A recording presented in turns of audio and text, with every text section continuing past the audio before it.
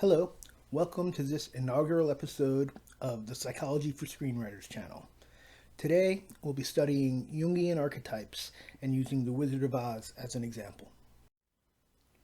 Carl Jung believed that all humanity is linked on a metaphysical level. He called this metaphysical link between all humans the collective unconscious, as the material within this realm of consciousness is shared collectively by all humans.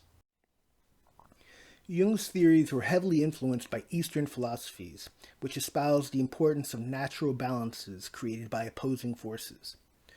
Jungian psychology embraces the psychology of opposites, innate duality in which each part of the self is complemented by an opposing or conjoining part. The yin and the yang, the feminine and the masculine, the dark and light, every psychological power has its opposing force. In Jung's model, the archetypes of the collective unconscious are dichotomies, paired opposites that together comprise a complete whole. The outer faces that we show to the world, the part of ourselves that we let others see, is our persona. It is the costume covering the side of ourselves that we hide.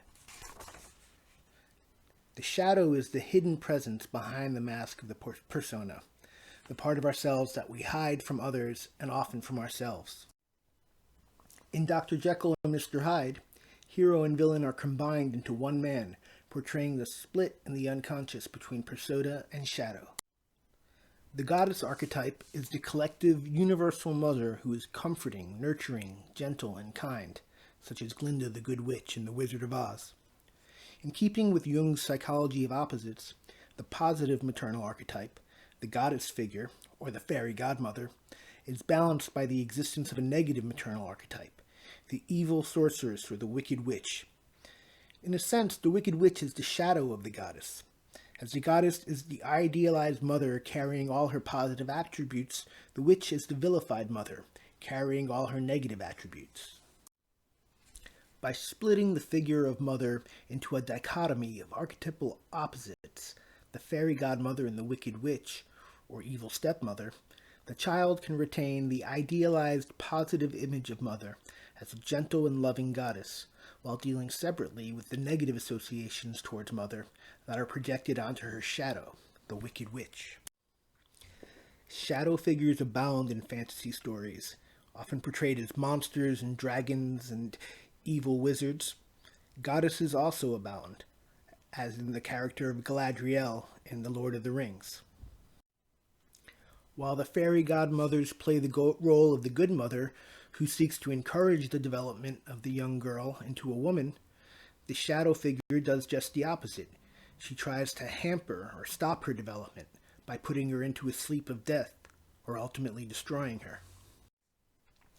Father figures are also split into archetypal dichotomies in fantasy and fairy tale and myth. In Star Wars, Darth Vader, which literally means Dark Father, is the shadow father for Luke, while Obi-Wan Kenobi is the positive father figure, what Carl Jung called the wise old man. In longer, elaborate mythologies, like the Star Wars mythology, shadow characters can have their own shadows and wise old men. So Darth Vader in Star Wars has his own shadow father figure in the form of the Emperor, and he also has his own positive mentor figure in the shape of Yoda, the wise old man, who is also a mentor and wise old man to Obi-Wan Kenobi. In the Lord of the Rings series, wizards can be either shadow wizards like Saruman or wise old men, positive figures like Gandalf.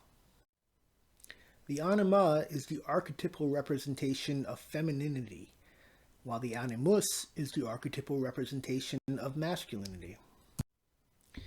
Because a dichotomy is a whole self split in two, neither anima nor animus is a full character. The princess character, the anima, must be rescued. She cannot rescue herself because that's not within her character. Similarly, the hero character, the animus, is completely useless without a maiden in distress to rescue. Without each other, they're incomplete, but when joined together, they comprise one complete self.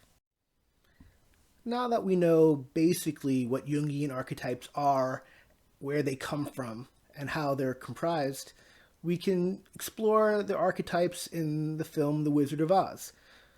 The Wizard of Oz is a particularly good choice for this type of analysis because most of the film occurs within a dream. So we can analyze Dorothy's dream in The Wizard of Oz as if we were Carl Jung or Sigmund Freud trying to psychoanalyze the dream of a patient in our office.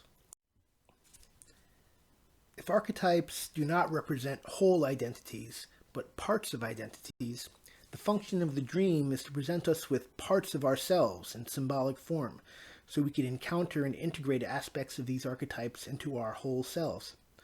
For Dorothy, a young girl who sees herself as powerless, the challenge is to encounter and integrate the power-generating aspects of the animus into herself, so she could face and destroy her enemies.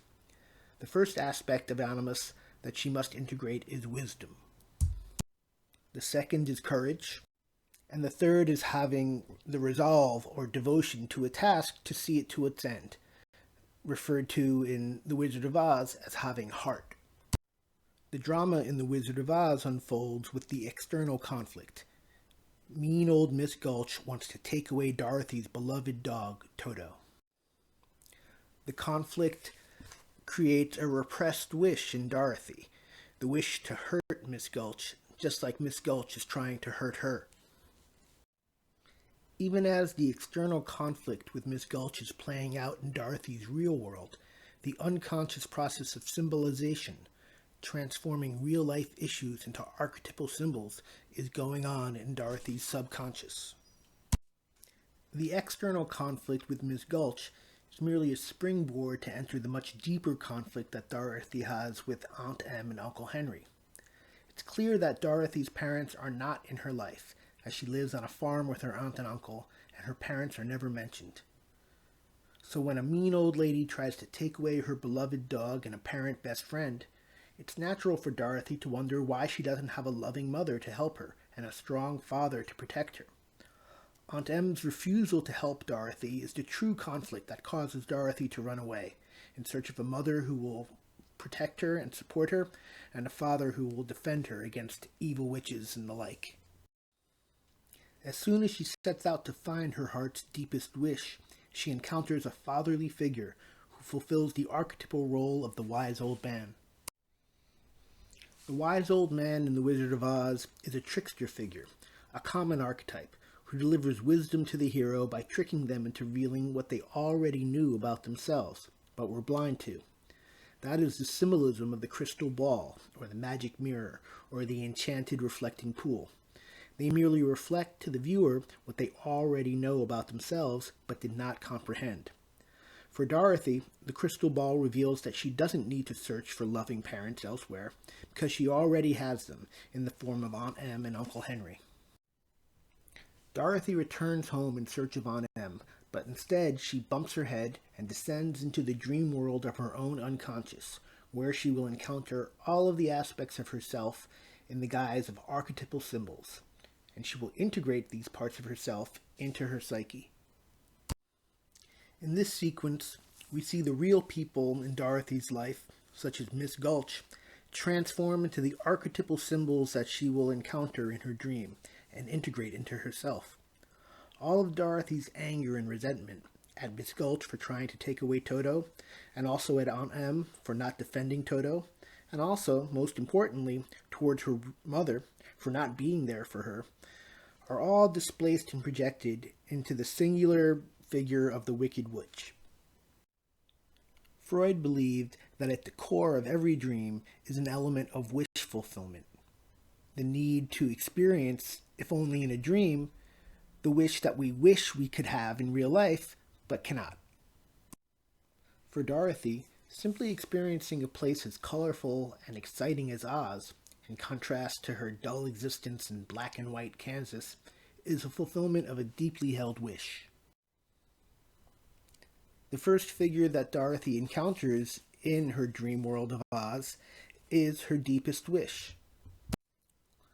While the film doesn't explicitly tell us that Glinda the Good Witch is Dorothy's mother, she fits the part, not only by her appearance, but by her actions, which are to defend and protect both Dorothy and Toto from the Wicked Witch.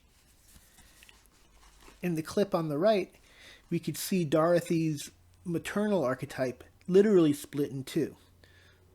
The Shadow Mother facing her with anger and enmity, and her Goddess Mother, or her Fairy Godmother, protecting her from her shadow. The ruby slippers represent Dorothy's wish for power. In Kansas, she's powerless, so all she could do is run away. In Oz, she's granted power in the form of the ruby slippers, and she uses that power to run towards her issues in order to solve them, rather than running away from her issues like a scared, helpless little girl. The Munchkins in Munchkinland represent the universal desire to regress to an earlier stage of life, such as the happy, vanished time of early childhood, when everything was taken care of for us by a pair of loving and devoted parents. Once on the road of her adventure, Dorothy encounters representatives of the Animus archetype that she will need to integrate into herself in order to become the wise, brave, resolute hero that she needs to develop into in order for her to resolve her own issues. Scarecrow, representing wisdom, comes first. Then comes Tin Man, representing heart, or in this case, devotion or resoluteness. And then comes Lion, representing courage. Oz itself, with its golden road, huge colorful skyscrapers, and endless excitement, is surely the wished-for destination of any little girl from Kansas. Upon entering Oz, Dorothy encounters another archetype, the shapeshifter, and the figure that shifts its shape deceptively in order to trick the hero into discovering something about herself that she didn't know was there. The shapeshifter is a form of trickster, and vice versa. The trickery is necessary because, ultimately, in order for self-knowledge to be worthwhile, we have to figure it out for ourselves. The shape-shifting is necessary because the task being imparted is that of personal development. As a function of learning about ourselves, we grow and develop and shift our own shape to that of a more mature and well-balanced person. In Oz, the shape-shifter trickster figure, symbolized by the color-shifting horse, is first the gatekeeper, then the carriage driver, then the doorman, and then Oz himself, who is ultimately revealed to be a shape-shifter trickster figure himself. As she nears her ultimate encounter, Dorothy descends further into her unconscious, down to the lowest floor, as Freud would say, where reside our deepest fears and our most complex issues.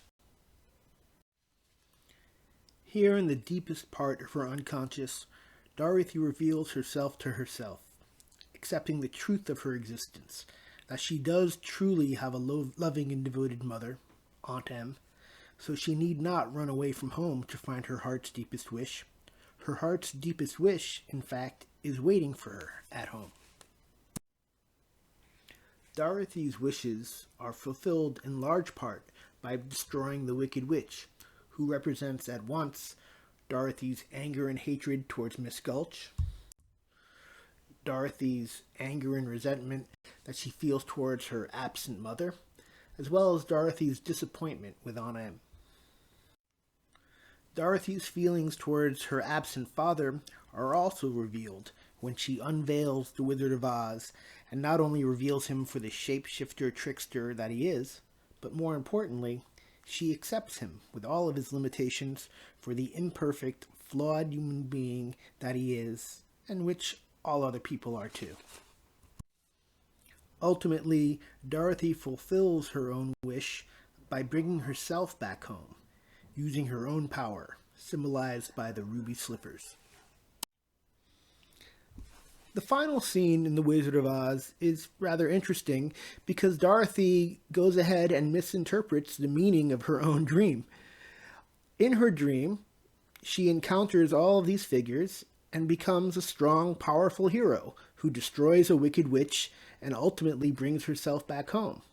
But when she explains her dream to the people in her room, she says that she went to a far-off place that was beautiful and also scary, and that she kept on asking everybody, bring me home, I want to go home. And in the end, she says, they brought me home, which is completely untrue. She brought herself home with the power of her own volition. So the little girl does misinterpret her own empowering dream, but nevertheless, I think as the audience, we understand that Dorothy grew as a person as a function of this conflict and as a function of her dream resolving the conflict. These are the references to the films and theorists that I spoke about in this video. Thank you very much for listening. And don't forget to check out my book, Psychology for Screenwriters, now in its second edition, as well as my other books on psychology and film, and my book on the psychology of fantasy, or my more recent books on media psychology. I hope you enjoy these episodes on the application of the science of psychology to the art of screenwriting.